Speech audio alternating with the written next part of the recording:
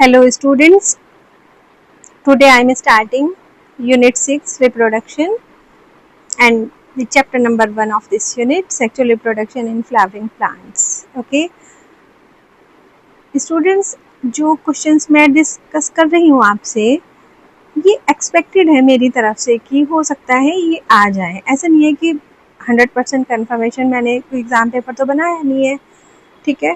तो सिर्फ एक प्रेडिक्शन है मेरा कि आप इनको अच्छे से करिए, मे बी इनमें से आपको काफ़ी कुछ क्वेश्चंस मिल जाएं क्योंकि हर साल रिपीट आ रहे हैं जो मैंने एनालिसिस किया है। शुरू करते हैं students. Question number 1, the embryo sac of typical angiosperm has how many cells and nuclei. तो अगर आप इसमें देखें, जो मेच्योर एम्ब्रियोनिक सेल है, फीमेल गैमेटोफाइट है, it has 7 cells and 8 nuclei. तो आपका आंसर क्या है? 7 सेल्स है, 8 न्यूक्लियाई। क्यों है? क्योंकि एक तो एग शेल हो गई, सिनेडिट्स में कितनी है? 2। सेंट्रल सेल में एक सेल होती है, उसके साथ 2 पोलर न्यूक्लियाई होते हैं और फिर 3 एंटीपोडल सेल्स होती हैं। तो टोटल कितने हैं? 7 सेल्स और न्यूक्लियाई अगर आप काउंट करें तो 8 आएगा। ओके, तो जो बच्चे सबसे ज़्यादा आप गलत करते हैं वो क्या करते हैं कि आप 8 सेल्स और 8 न्यूक्लियाई लिखते हैं, जबकि अगर आप देखें जो सेंट्रल सेल है it has 1 cell with 2 nuclei, so cell count is 7 not the 8. Okay, so this is the single fact is asked almost every alternate year in the NEET. Now the question number 2, which of the following is the most resistant biological material that form the outer wall exine of pollen grain? तो outer wall को क्या कहेंगे? Exine. Inner wall को क्या कहेंगे? Intine. तो जो outer wall है पोलन ग्रेन की, ये बनी होती है स्पोरोपोलेनिन। अब स्पोरोपोलेनिन का क्या इंपॉर्टेंट फीचर है? बिकॉज ये एक बायोलॉजिकल मटेरियल है known and that is the most resistant biological material.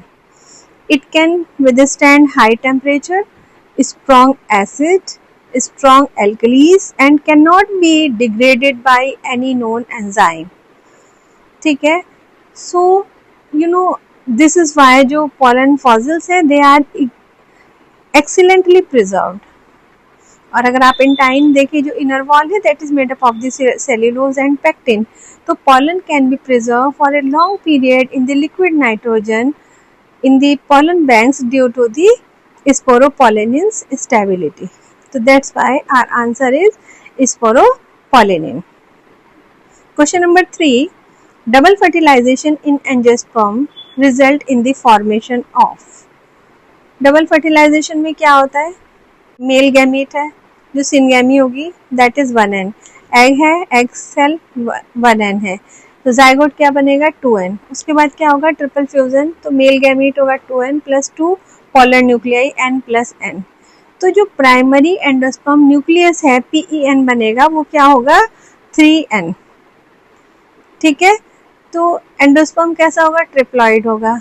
तो अगर आप जिम्नोस्पर्म से इसके कंपेयर करेंगे तो एंडोस्पर्म इज हैप्लॉइड और it form before the fertilisation from the female gametophyte. तो जिम्नोस्पर्म में एंडोस्पर्म हैप्लॉइड होगा बिफोर फर्टिलाइजेशन, एंजियोस्पर्म में एंडोस्पर्म कैसा होगा? ट्रिप्लॉइड। तो यहाँ पे किसका पूछा है? एंजियोस्पर्म का पूछा है, तो कैसा होगा? Triploid endosperm. This is the right answer. Question number 4, the tapetum in the anther is significant because. क्यों होती है important? Because it provide the nourishment to the developing pollen grains. जो माइक्रोस्पोर्स हैं उनको न्यूट्रिशन प्रोवाइड करती है। ठीक है, तो और इसके अलावा जो स्पोरोपोलेनिन है, पोलन किट है, वो भी सब कौन बनाता है? Tapetum. That's why it is so much important. और जो एंडोथीशियम है वो किसके लिए रिस्पॉन्सिबल है? एंथर की जहाँ से ओपनिंग होगी वहाँ से पोलन रिलीज होते हैं, तो endothecium is the responsible for anther dehiscence. Tapetum का सिग्निफिकेंस देखना है एंथर के केस में, it provide the nutrition to the developing pollen grains. Number 5, which of the following is an example of apomixis? Apomixis क्या है? Seed का formation हो रहा है विदाउट फर्टिलाइजेशन। इसका बहुत अच्छा एग्जाम्पल है आपका सिट्रस है, मैंगो है। embryo development from the nucellus cells. Yes, question number 6. In Vallisneria, pollination occur by which agent?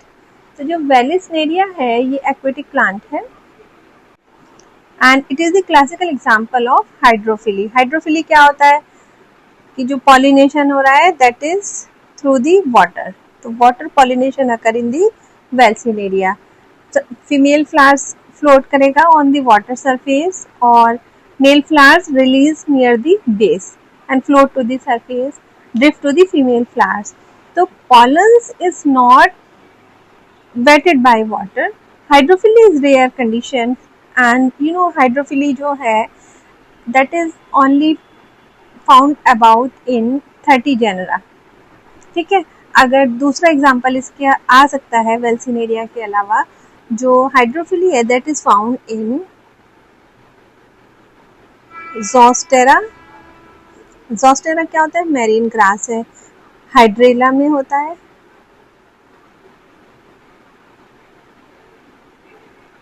और सिरेटोफाइलम में होता है.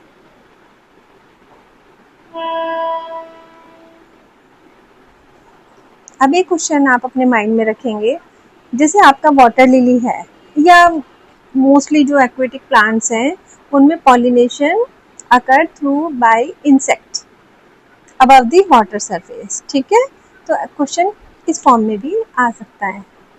Next question is the filiform apparatus is associated with. Filiform apparatus that is a specialized valve thick and found in the synergies at the micropylar end. तो क्या करता है? ये guide करता है pollen tube को towards the egg cell. Answer is C. Next is question number 8. Polyembryony is most commonly found in. Polyembryony क्या होती है? More than one embryo found in a single seed. तो most common आपको citrus में मिलेगी है. जितने भी आपके सिट्रस प्लांट्स हैं लाइक ऑरेंजेस हैं, लेमन्स हैं, लाइम है, मैंगो है, all these are the examples of polyembryony. ठीक है, citrus and mango. Next question, which of the following is the correct description of protandry? Protandry क्या है? जो एंथर है, एंथर मीन्स जो पोलन है that mature before the stigma in the same flower. Okay, this is known as the protandry. So when the pollen is shed, the stigma is not yet receptive. It prevents self-pollination like in the sunflower और सेल्विया है, onion है. ठीक है, इसमें क्या होती है? Protandry होती है. और protogyny, protogyny basically it is the opposite word. इसमें क्या होता है? Stigma mature before the anther. इसके एग्जाम्पल हैं प्रोटोगाइनी के, मैं यहाँ पर लिख देती हूँ.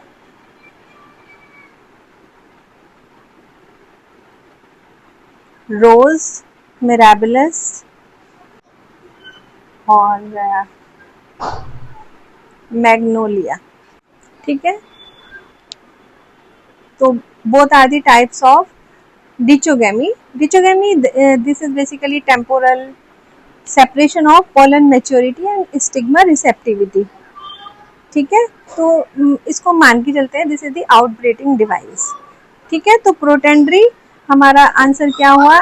Anther mature before stigma in same flower and prevent the self pollination. Now the question number 10, the liquid endosperm of coconut. बहुत ही अच्छा क्वेश्चन है. Liquid endosperm represent which stage of endosperm development.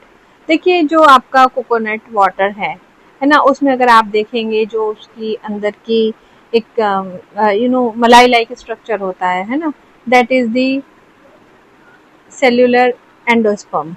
ठीक है, तो जो लिक्विड एंडोस्पर्म है उसमें क्या होता है? फ्री न्यूक्लियस होते हैं जो उसी में तैरते रहते हैं साइटोप्लाज्म में. अगर आप इसमें देखें जो प्राइमरी एंडोस्पर्म न्यूक्लियस है वो बार बार डिवाइड होगा, लेकिन उसके बाद भी सेल वॉल नहीं बनेगी. जो न्यूक्लियस है वो पेरिफेरी पे इकट्ठे होंगे, वहाँ से फिर वो सेंटर की ओर सेल वॉल बनाना शुरू करते हैं। ठीक है, तो answer is B. Question number 11, which part of the ovule becomes the seed coat? Question number 11 का आंसर होगा इंटेगुमेंट्स। ठीक है, because after fertilisation the ovule develop into a seed. जो इंटेगुमेंट्स है, outer and inner protective covering of the ovule that develop into a seed coat. Clear? तो outer integument से क्या बनेगा? टेस्टा बनेगा, inner integument से tegmen बनेगा। ओके, तो answer is C. Now the question number 12, in which plant does pollen tube enter the ovule through the chaliza known as the chalizogamy? First होता है प्रोगैमी। प्रोगैमी क्या होता है? थ्रू द माइक्रोपाइल, यानी most common plants में मिलेगा, like the wheat है, pea है ना, most of the plants they have porogamy. दूसरा है जिनमें जो पॉलन ट्यूब एंट्री करेगी इनटू द ओव्यूल, चैलिजोगैमी, यानी थ्रू द चैलिजा एंट्री करेगी। इसका एग्जाम्पल है कैशुराइना। हाँ, तो हमारा आंसर यही है। तो क्वेश्चन में क्या है? Which plant does pollen tube enter the ovule through the chalaza? तो इसे हम क्या कहेंगे? Chalazogamy. It is found in the casuarina. Third जो होती है वो होती है मीजोगैमी। मीजोगैमी में क्या होता है? जो पॉलन ट्यूब है एंट्री करती है into the ovule through the integument या फ्यूनिकल। फॉर एग्जांपल जो कुकुरबिटेसी फैमिली है, पंपकिन है, कुकुम्बर है, उसमें मिलेगा ये। ठीक। Now question number 13, Leydig cells, इनको क्या कहते हैं? Interstitial cells of the testis are responsible for the secretion of, you know, these cells are situated in the connective tissue between the seminiferous tubules. Okay, तो क्या करती हैं ये? They produce and secrete the testosterone, और testosterone क्या है? This is the principal male sex hormone. You can say this is the androgen. Testosterone is stimulated by LH, or you can say ICSH. Testosterone किससे stimulate होता है? LH और ICSH, that is secreted from the anterior pituitary. अब इसके साथ और क्या question आ सकता है? सर्टोली सेल्स पे आ सकता है। जो सर्टोली सेल्स हैं, these are known as the nurse cells. Nurse cells का फंक्शन क्या होता है? सबसे पहले ये देखते हैं कि जो सर्टोली सेल्स हैं, they are situated in the line of the seminiferous tubules and they nourish the developing sperm. Okay, so from the blood barrier and they produce inhibin. inhibin क्यों secrete करती है? because जो inhibin है वो क्या करता है? FSH को inhibit करता है। Okay, the distinction between Leydig cells and Sertoli cells is asked frequently in the NEET. Now the next question is 14, the site of fertilization in human female. कहाँ पे होता है फर्टिलाइजेशन? फिलोपियन ट्यूब में होता है, ampulla पर। Okay, fallopian tube क्या है? That is the oviduct.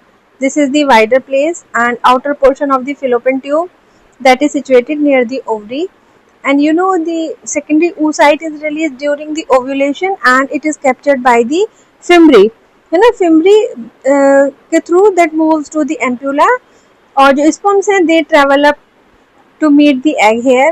After fertilization जो ये zygote बना, it undergoes the cleavage और उसके बाद it move towards the uterus. The fallopian tube it has the infundibulum. Infundibulum वाली जो जगह है वहाँ पर फेमरी है, और जो एम्प्यूला है वाइडर प्लेस, उस पर क्या होता है? फर्टिलाइजेशन होता है। और कई बार क्वेश्चन आता है इस्टेमस क्या है? Isthmus that is the connection to the uterus. Next question, in oogenesis the primary oocyte is arrested at which stage and for how long? So primary oocytes enter meiosis first during the fetal life, okay, and you know it get arrest at the diplotin of the prophase 1. तो answer क्या हुआ आपका? C. At the time of the puberty जो FSH है वो stimulate करेगा और primary oocytes जो है through the meiosis first per month क्या होगा, ओव्यूलेशन होगा, and after the ovulation the secondary oocyte is released. ठीक है, कौन सी फेज में रिलीज होगा, जो अरेस्ट होगा वो होगा at the metaphase first. Okay, and meiosis second is completed only if the fertilization occur। तो you will remember this point, कब होगा, जब fertilization हो जाएगा। this double arrest is unique to the oogenesis। Clear है बच्चों? तो primary oocyte arrest at the diplotene यानी प्रोफेज 1 में होगा, और secondary oocyte arrest at the metaphase second. Mostly जो स्टूडेंट्स हैं they confuse between two different arrest points. Next question. Question number 16. The menstrual cycle is triggered to begin from the day 1, that is known as the menstruation, due to। अब आपको पता है इस time क्या होता है, if the fertilization does not occur, जो corpus luteum है it degenerate at the day 25 to 28 almost। Okay, तो progesterone and estrogen level fall sharply, right. तो एंडोमेट्रियम क्या होगा, वो लूज होगा और उसका ब्रेक डाउन हो जाएगा, तो that is known as the menstruation. Answer is C. अगर फर्टिलाइजेशन हो जाएगा तो क्या होगा, एचसीजी रिलीज होगा, ह्यूमन कोरियोनिक गोनेडोट्रोपिन। और ये कहाँ से होता है release, it release from the trophoblast, it maintain the corpus luteum. कई बार क्वेश्चन आता है इस पे भी। तो progesterone stay high, no menstruation takes place at the time of pregnancy। Question number 17. LH surge peak in the menstrual cycle causes। LH, you know, it sharp rise in the luteinizing hormone around the day 13 to 14।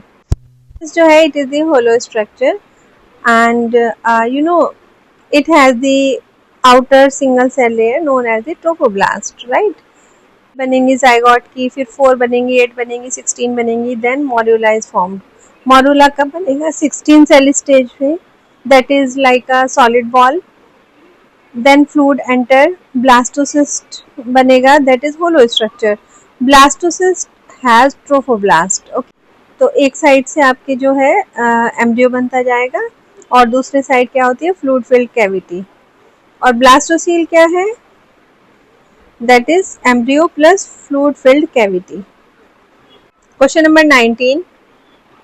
Human chorionic gonadotropin HCG is produced by and its main function the trophoblast of the implanted blastocyst later by the placenta। Okay, so its main function, it maintain the corpus luteum during early pregnancy, it prevent its degeneration।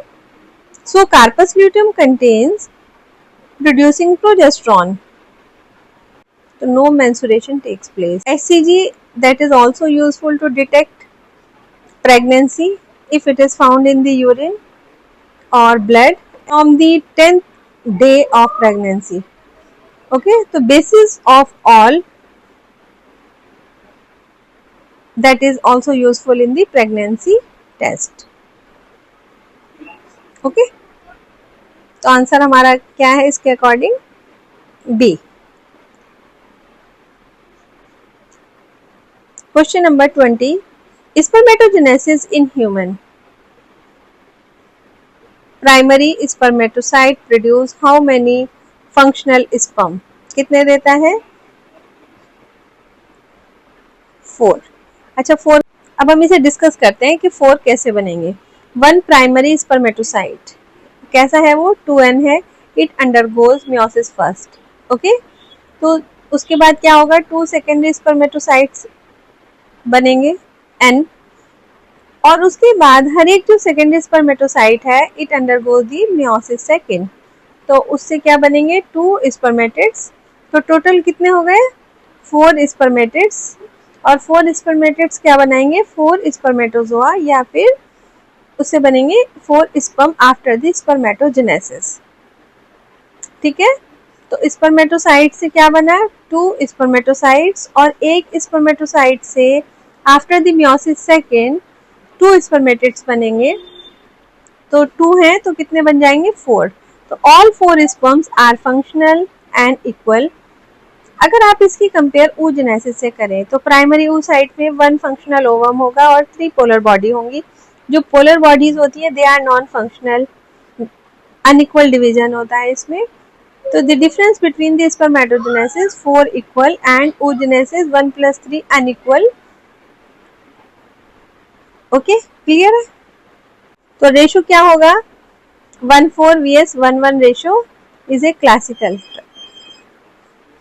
Question number 21, acrosome of sperm is derived from which organelle. क्या आपको पता है ये Golgi complex है, ठीक है। Golgi complex, acrosome जो है वो कैप लाइक स्ट्रक्चर है और इसके ऊपर जो एंटीरियर पोर्शन है वहां पर कवरिंग है, हेड होता है ना, न्यूक्लियस होता है, and it is derived from the Golgi complex during the spermatogenesis. Okay, और मॉडिफाइड क्या है, ये लाइसोसोम है। तो acrosome contain hydrolytic enzymes. Hydrolytic enzymes कौन कौन से होंगे उसमें, कई बार क्वेश्चन में आ जाता है। एक तो होता है हाइलुरोनिडेज, दूसरा होता है एक्रोसिन, और तीसरा होता है प्रोटिएसिस। अब ये तीनों hormones they help in the sperm penetrate the corona radiata and the zona pellucida of the egg during the fertilization. This is the acrosomal reaction. और मिडिल पीस में क्या होता है, माइटोकॉन्ड्रिया होता है, that is the energy source, और flagellum होता है टेल पे, फ्लैजिलम बेस वहां पर सेंट्रियोल होता है, बेसल बॉडी। तो इन तीनों में से कोई भी क्वेश्चन आ सकता है। Question number 22, the first milk produced after childbirth, colostrum, is important because, क्यों important है, because it is very rich immunoglobulin। इसमें क्या है, IgA है, ठीक है। ये क्या करता है, पैसिव इम्यूनिटी प्रोवाइड करता है न्यूबॉर्न को। तो colostrum first milk secreted by the mammary gland, ठीक है, for a few days after the delivery. और इसका कलर कैसा होता है, येलोइश और थिक कलर का होता है। And it is very rich immunoglobulins, IgA और IgG भी होता है इसमें। And it provide the passive immunity to the newborn and it protect against the infection during the early life when the baby immune system is not yet like the mature. Okay, it also contain, जो colostrum है अगर इसका composition आता है, इसमें high protein है, vitamin होती हैं, ग्रोथ फैक्टर होता है, क्लोस्ट्रम वाइट ब्लड सेल्स होती हैं, ठीक है। और जो प्रोलैक्टिन है anterior pituitary, it stimulate the milk production. Oxytocin क्या करता है, ऑक्सीटोसिन मिल्क इजेक्शन को स्टिमुलेट करता है and oxytocin is secreted by the posterior pituitary. Question number 23, the structure that connect the developing foetus to the placenta. बिल्कुल easy answer है, umbilical cord, ठीक है। अम्बिलिकल कॉर्ड क्या करती है, ये फीटस और प्लेसेंटा को कनेक्ट करती है।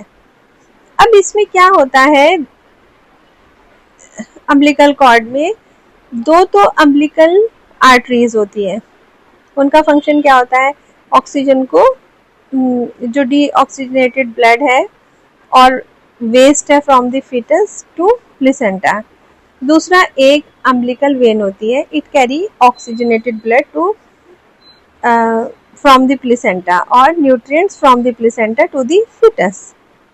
तो जो प्लेसेंटा है itself it form from the trophoblast, okay, foetal side से बनेगा।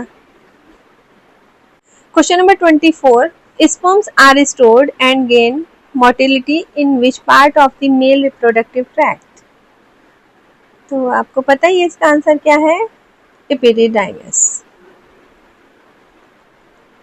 Sperms, they are produced in the seminiferous tubules, but at this time they are immotile, ठीक है, वहां पर ये कहीं नहीं जा सकते। दे gain motility and maturity in the epididymis, वो ये आपसे क्वेश्चन में पूछा जा रहा है। और एपिडिडाइमस क्या है?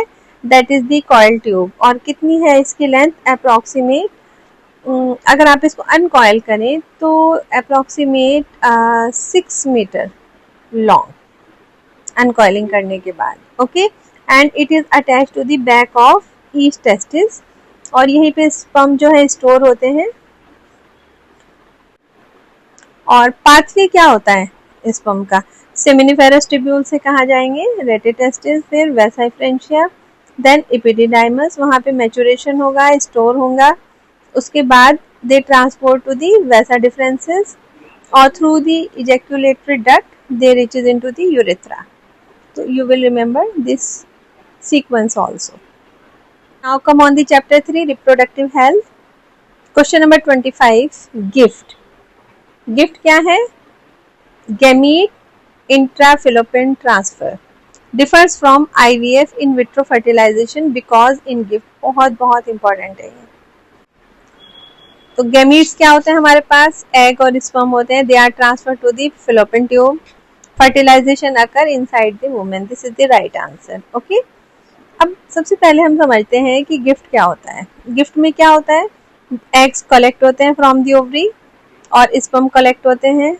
तो both the gametes they are not fertilised, they are transfer into the fallopian tube. Fertilisation occur inside. ठीक है, कहाँ हो रहा है? fallopian ट्यूब में हो रहा है। तो IVF, इन विट्रो फर्टिलाइजेशन। ठीक है, अब देखते हैं हम जिफ्ट में क्या होता है। एग और sperm fertilised in lab. Okay, फिर उसके बाद जो एम्ब्रियो है उसको हम कहाँ ट्रांसफर करेंगे? यूट्रस में ट्रांसफर करेंगे। तो जो जिफ्ट है that is zygote intrafallopian transfer.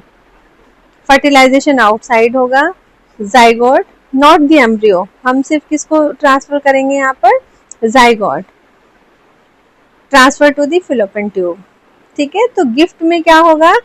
Transfer gametes होंगे और जिफ्ट में ट्रांसफर जाइगोट होगा।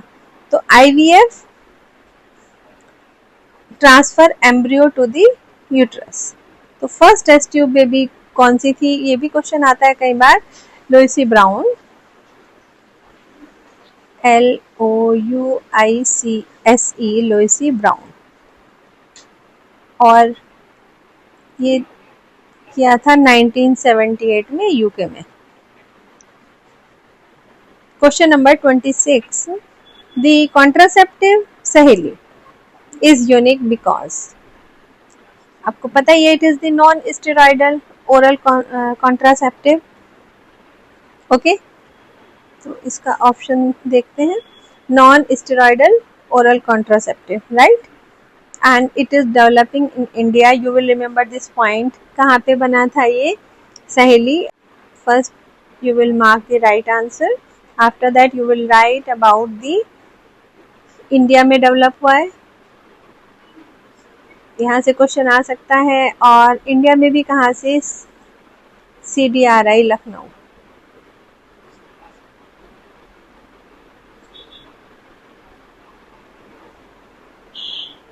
और सहेली का की फीचर क्या है? इसको वंस अ वीक लिया जाता है ना, और बहुत ही लेस साइड इफेक्ट होते हैं, and it is highly effective because it is not an oestrogen और progesterone, it is a selective oestrogen receptor modulator. Amniocentesis is banned for which purpose in India? Amniocentesis क्या है? हम amniotic fluid निकालते हैं, approximate 16 week में amniotic fluid को withdraw करेंगे जो फीटल के पास होता है। ओके, और उससे हम क्या करते हैं? प्रीनेटल डायग्नोसिस करते हैं, है ना। एक तो क्रोमोसोम्स की अबनॉर्मलिटीज देखेंगे कि उसमें डाउन सिंड्रोम या टर्नर सिंड्रोम और क्लाइनफेल्टर सिंड्रोम तो नहीं है ना, जो जेनेटिक डिजीज है, जेनेटिक डिजीज लाइक टे सच डिजीज है, सिस्टिक फाइब्रोसिस है, या फिर कोई न्यूरल ट्यूब डिफेक्ट तो नहीं है, मेटाबॉलिक कोई डिसऑर्डर तो नहीं है। ठीक है, इसलिए हम क्या करते हैं? एमनियोसेंटेसिस करते हैं, एमनियोटिक फ्लूइड निकाल के उसको डायग्नोसिस के लिए भेज देंगे, राइट। और हम इससे क्या कर सकते हैं? हम सेक्स डिटर्मिनेशन भी कर सकते हैं फ्रॉम द क्रोमोसोम्स। ओके, तो that's why it is totally band in India under the act. Act का नाम मैं आपको बता देती हूँ, ये आपका राइट आंसर है। ये है एक्ट का नाम PCPNDT एक्ट। ये बना था 1994 में। क्या है PCPNDT? PNDT basically Pre-Conception and Prenatal Diagnostic Techniques Act. It prevents female feticide and declining the sex ratio. That's why it is made in 1994. Next question. Which contraceptive device also protect against STD? तो इसमें है जो condoms है, male and female methods, they provide dual protection, ठीक है, against the both pregnancy as well as the sexual transmitted diseases. Okay. Next है question HIV। HIV आपको पता है ये एड्स वायरस होता है। It is the retrovirus because you know it has RNA as the genetic material and use reverse transcriptase to make DNA from RNA. Okay. वैसे तो क्या बनता है, normal DNA to RNA to protein, but in this case DNA integrate into the host CD4 cells or T cells. Okay. Next question है 30। MTP। MTP क्या होता है? Medical termination of pregnancy that is legal permitted in India up to the 20 weeks, ठीक है, and up to 24 in a special circumstances, अगर दो doctor recommend करें इस एक्ट के अकॉर्डिंग। MTP एक्ट 1971 में बना है और अमेंडमेंट हुआ है 2021 में। अब आता है copper T, CUT, copper T, IUD prevent pregnancy maintained by. CUT है CU7 है ना, मल्टी लोड 375, ये सारे आपकी कॉपर टी के एग्जाम्पल्स हैं। तो copper ions are toxic,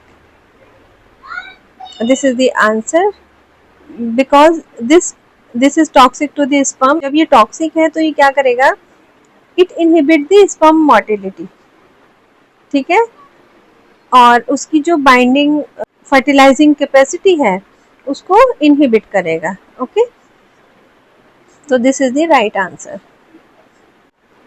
And the last question is gonorrhea is caused by which organisms?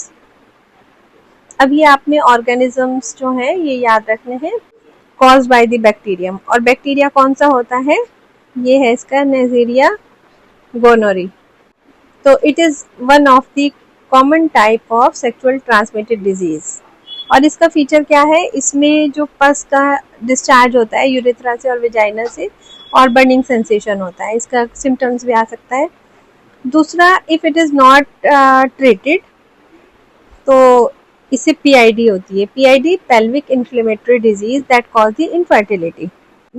It basically treatable disease and with the help of the antibiotics we can treat this disease, ठीक है। अब दूसरी disease पे आते हैं जो हमारे questions आ सकते हैं सेक्सुअली ट्रांसमिटेड डिजीज के ऊपर।